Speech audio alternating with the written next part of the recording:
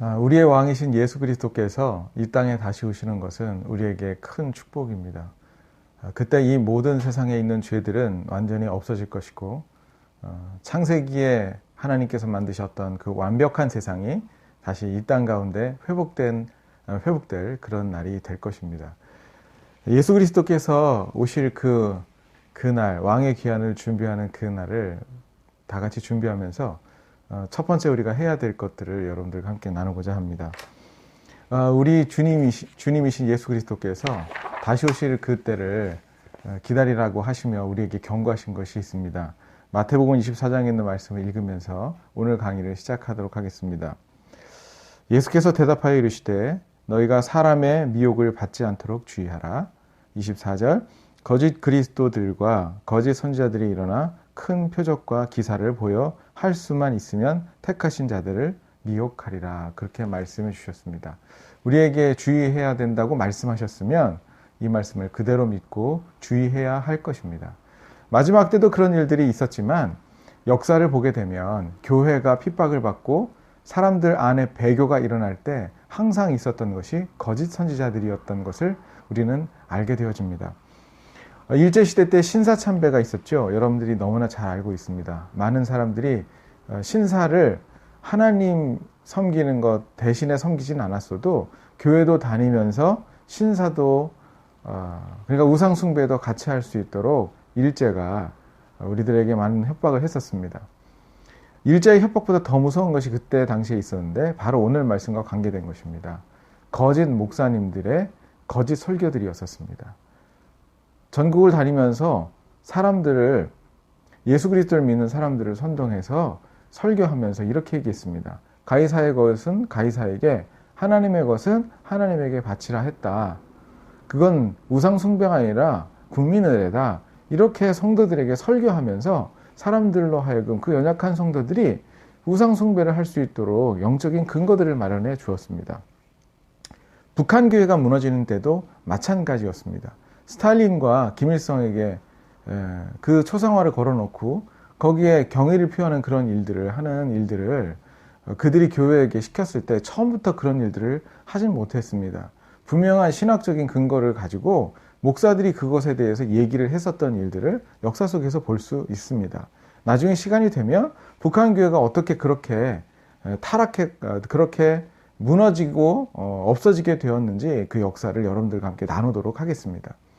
일제시대 때도 북한 교회도 하나님을 믿는 사람들이 무너질 때에 그런 일들을 혁혁한 공로를 세워 앞장서 했었던 거짓 선지자, 거짓 목사가 있었음을 우리가 보게 되어지는데 마지막 때도 여전히 그러할 것이라고 얘기를 하고 이 거짓 선지자들은 신약 성경이 쓸 때도 있었으며 일제시대 또 북한 교회 때도 있었지만 지금 오늘도 있을 것이고 앞으로는 더 많은 거짓 선지자들이 일어날 것이라는 것입니다. 그러면 우리는 어떻게 해야 될까요?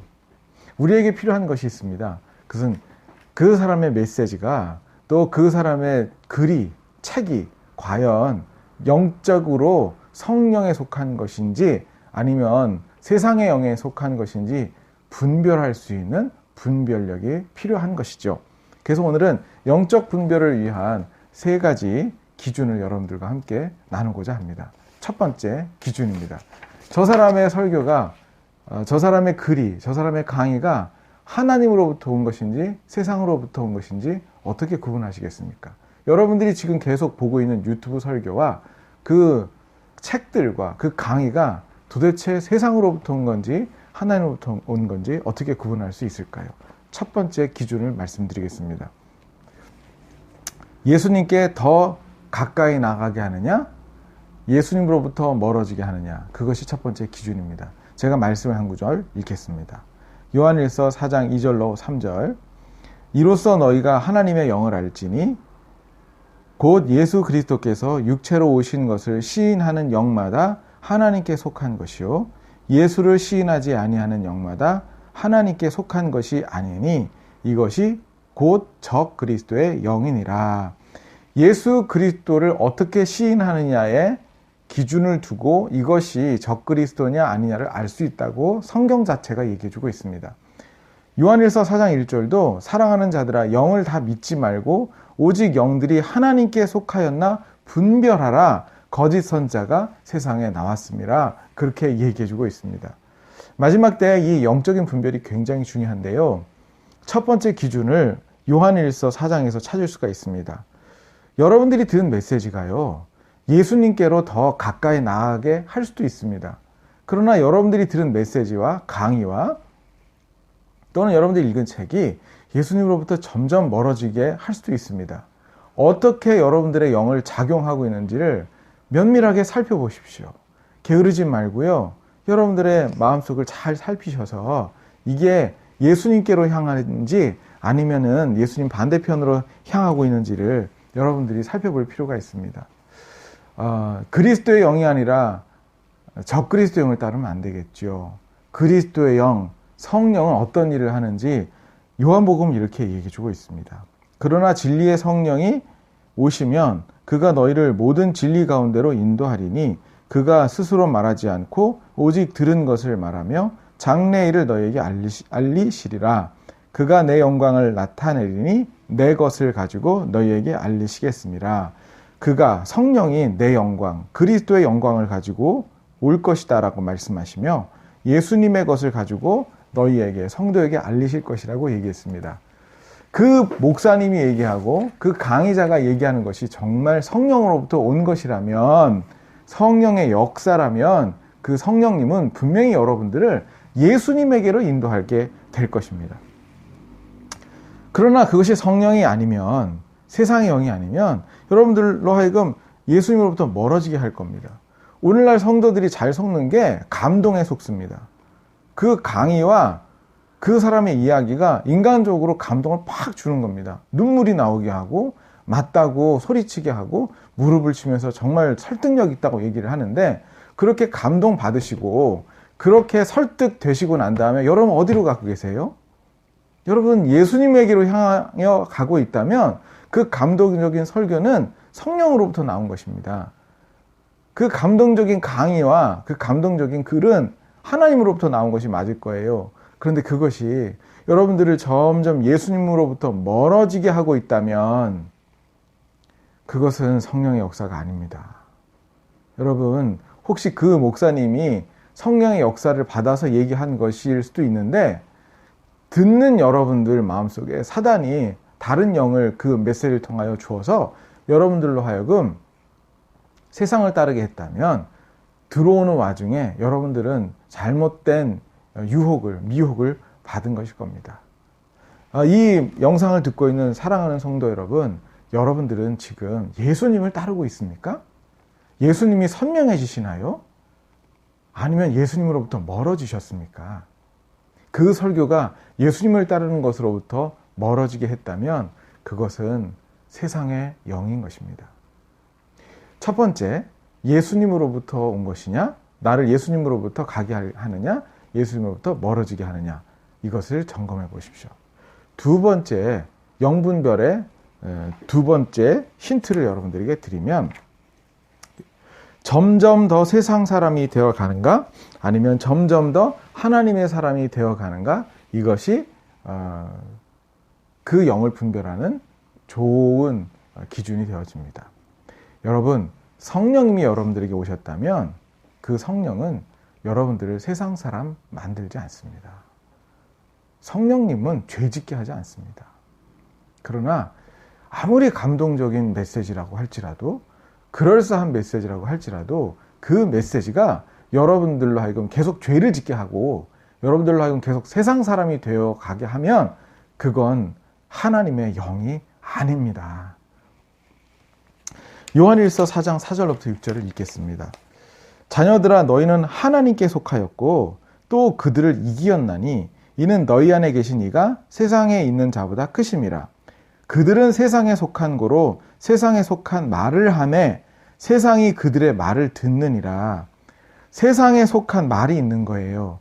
그리고 세상에 속한 사람은 세상에 속한 말을 듣습니다. 그런데 6절, 우리는 하나님께 속하였으니 하나님을 아는 자는 우리의 말을 듣고 하나님께 속하지 아니한 자는 우리의 말을 듣지 아니하나니 진리의 영과 미혹의 영을 이로써 아느니라. 그 사람의 마음속에 세상을 사랑하는 마음이 가득하고 그 사람이 하나님께 속하여지지 않고 세상에 속하여졌으면 그 사람은 세상에 속한 말을 좋아할 겁니다. 이 땅에서 성공하는 법, 이 땅에서 잘 먹고 잘 사는 법을 하나님의 말씀을 빙자해서 그 사람에게 전하게 되면 하나님께 속한 영을 받은 사람은 불편할 것입니다. 그러나 세상에 속한 영을 받은 사람은 그 메시지가 좋은 겁니다. 혹시 그 설교자가, 혹시 그 메신저가 세상에 속한 영을 받은 사람이면 세상에 속한 말을 해서 이 세상에 속한 삶을 살찌우는데 계속 메시지를 던질 것입니다. 그리고 그 메시지를 계속 들으면 들을수록 세상 사람들과 방불한 삶을 살게 될 것입니다. 세상에서의 성공을 위해서 예전에 끊었던 술도 마시기 시작할 것이고, 그 사람의 메시지와 강의를 듣게 되면 그렇게 술 마시고 이 땅에서 그렇게 적당하게 살아가는 삶이 어쩔 수 없는 하나님도 허락하신 삶이라고 하는 것을 자꾸 합리화하는 메시지를 여러분들에게 던질 겁니다. 그래서 여러분들로 하여금 계속 세상에 속한 사람이 되게 할 것입니다. 그러나 하나님께서 우리에게 주시는 영은 점점 우리를 경건으로 나가게 합니다. 하나님을 닮게 만든다고요. 그러나 세상에 속한 메시지들은 자꾸 안목의 정욕과 이생의 자랑을 추구하게 할 것입니다. 성경은 이 세상에 속한 것들에 대해서 요한일서 2장에 이렇게 분명히 말해주고 있습니다. 이는 세상에 있는 모든 것이 육신의 정욕과 안목의 정욕과 이생의 자랑이니 다 아버지께로부터 온 것이 아니요. 아버지께로부터 온 것이 아니라고 성경은 얘기하고 있습니다. 이생의 자랑이요. 나 많이 가졌어. 이것이 축복이야. 나 많이 갖고 있어. 난 많이 누리고 있어. 이것을 자랑하는 건 아버지께로부터 온 것이 아니고 세상으로부터 온 것이라고 얘기하고 있습니다.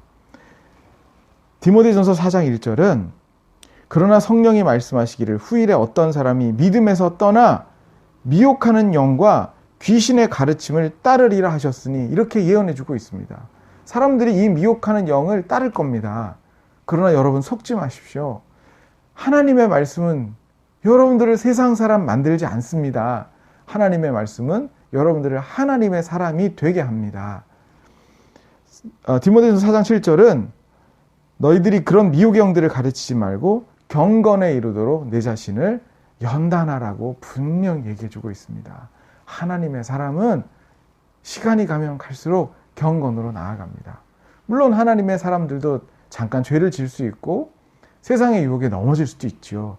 그러나 시간이 가면 갈수록 그 사람은 점점 더 경건으로 이르게 될 것이고 세상에 속한 사람들의 말을 듣지 않을 것입니다. 성도 여러분, 여러분 지금 무슨 메시지를 듣고 있나요? 여러분 유튜브를 통해서 주로 듣는 것이 무엇입니까?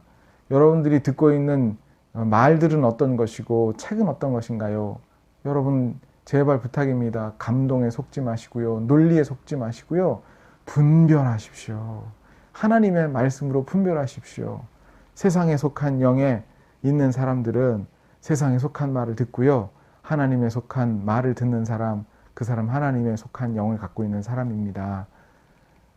세상 사람이 되어가고 계십니까? 세상을 사랑하고 계십니까? 아니면 하나님의 사람이 되어가십니까? 스스로 여러분 분별하시기를 바랍니다. 세 번째, 어떻게 분별할 것인가? 여러분 열매를 보십시오. 육신의 열매를 맺는가? 성령의 열매를 맺는가? 이것을 보십시오. 어떤 강의나 설교를 듣고 난 다음에 또는 책을 읽고 난 다음에 여러분들로 하여금 성령의 열매를 맺게 하면 그건 하나님으로부터 온 영이 맞습니다. 제가 책을 목사기 때문에 읽을 수밖에 없지 않습니까? 근데 저에게 책을 읽고 난 다음에 그 책을 읽자마자 무릎 꿇고 기도하게 만든 몇 가지 책들이 있었습니다. 앤드류 머레이라는 목사님의 책이라든지 아니면은 훌륭하신 영성가들의 책들을 어떤 책을 읽게 되면 그 책을 읽자마자 무릎 꿇고 기도하게 되어져요. R.A. 토레이 목사님 같은 책 여러분들에게 추천하고 싶습니다. 근데 그런 책을 읽으면 책을 읽자마자 나 기도해야 되겠다 생각하고 기도 시간이 회복되어지는 걸 보게 됩니다. 근데 어떤 책을 읽게 되면 이 정도 죄를 지은 거 하나님께서 다 용서하실 거야 라고 하는 생각을 가지며 내가 용서의 축복과 사랑을 받는 그 은혜 때문에 그 사랑을 흘려주는 대로 가는 게 아니라 그 책을 읽고 그 설교를 들으면 내가 이 정도 죄를 지어도 하나님은 용납하시는구나 라고 하는 확신이 들면서 더 죄악 가운데 들어갈 때가 저에게도 있었습니다. 그 목사님과 그 강의하시는 분은 분명히 우리를 용서로 이끌기 위해서 했을지는 몰라도 그 말씀이 들어올 때 제 마음속에 사단의 미혹의 영을 받아서 오히려 더 죄를 짓는 대로 가게 되었었던 것이죠. 내 안에 어떤 영이 들어왔을까요? 그 메시지를 통하여 내게 들어온 영은 과연 성령일까요? 미혹하는 영일까요? 제 자신의 열매를 보면 압니다. 최근에 저는 말씀 묵상을 하고 또 성도들과 이야기를 하면서 더 깊은 경건 가운데 들어가게 되는 것을 느낍니다. 더 시간을 아끼려고 하고 더 기도하려고 하고 기도 못하는 것에 대해서 안타깝고 하나님의 말씀을 히브리어 원전으로 보려고 애를 쓰는 그런 노력들을 하는 것을 보게 됩니다. 시간이 가면 갈수록 점점 더 경건해지고 점점 성령의 열매를 맺으면 그건 성령이 맞습니다. 그런데 여러분들로 하여금 계속 죄짓게 하고 경건으로부터 멀어지게 하고 경건한 성도들과 대화를 점점 안 하려고 하고 세상 사람들과 대화하는 게 더 즐겁고 더 재밌고 그것이 세상을 변화시키기 위해서 세상으로 들어간다는 합리화를 점점 하기 시작하고요. 세상을 하나님의 나라로 만들기 위해서 내가 무슨 일을 한다고 하는데 점점 시간이 가면 갈수록 하나님은 없고 NGO 단체만 남고 이념만 남는 그런 일들이 우리 주위에 있습니다. 과연 여러분들 안에는 어떤 열매가 맺혀지고 있을까요? 갈라디아서 5장 19절에 있는 말씀을 읽겠습니다. 육체의 일은 분명합니다. 곧 음행과 더러운 것과 호색과 우상 숭배와 주술과 원수 맺는 것과 여러분 어떤 메시지가 들어왔는데 누가랑 원수되면 조심하십시오. 분쟁과 시기와 분냄과 당 짓는 것과 분열함과 이단과 어떤 메시지가 들어왔는데 여러분들 마음속에 분노가 생기고 또 시기가 생깁니까? 여러분 성령의 역사는 시기와 분노가 아닙니다. 뒤에 보면 21절에 투기와 술 취함과 방탕함과 그와 같은 것들이라 전에 너희에게 경계한 것 같이 경계하노니 이런 일을 하는 자들은 하나님의 나라를 유업으로 받지 못할 것이요. 여러분 육체의 열매가 어떻게 하나님의 나라를 유업으로 받겠습니까? 그러나 성령의 열매는 이와 같은 것입니다. 오직 성령의 열매는 사랑과 희락과 화평과 오래 참음과 자비와 양선과 충성과 온유와 절제니 이 같은 것을 금지할 법이 없느니라. 그리스도 예수의 사람들은 육체와 함께 그 정과 탐심을 십자가에 못 박았느니라. 이렇게 얘기하고 있습니다. 사랑하는 성도 여러분, 세 가지를 기억하시겠습니까? 첫 번째, 영분별을 어떻게 할까요? 예수님으로 떨어져 나가게 하는지 예수님께 더 가까이 가는지를 보십시오. 두 번째입니다. 여러분들이 어떤 메시지를 받고 난 다음에 그 메시지가 여러분들로 하여금 하나님의 사람이 되어가게 하는지 세상 사람이 되어가게 하는지를 보십시오. 세 번째, 어떤 메시지가 들어왔을 때 여러분들로 하여금 육신의 열매를 맺게 하는지 성령의 열매를 맺게 하시는지를 정직하게 보십시오. 혹시 여러분들 가운데 악한 영에 미혹되고 있다면 하나님께 도우심을 구합시다. 성도 여러분, 마지막 때가 가까웠습니다. 경건은 하루아침에 무너지지 않고 하루아침에 또 쌓아지지도 않습니다. 오늘 지금 이 강의를 듣고 있는 여러분 한순간 한순간을 경건을 쌓는데 하나님과 더 친밀해지고 예수 그리스도의 신부로 준비하는데 사용하시는 여러분들 되기를 축복합니다. 감사합니다.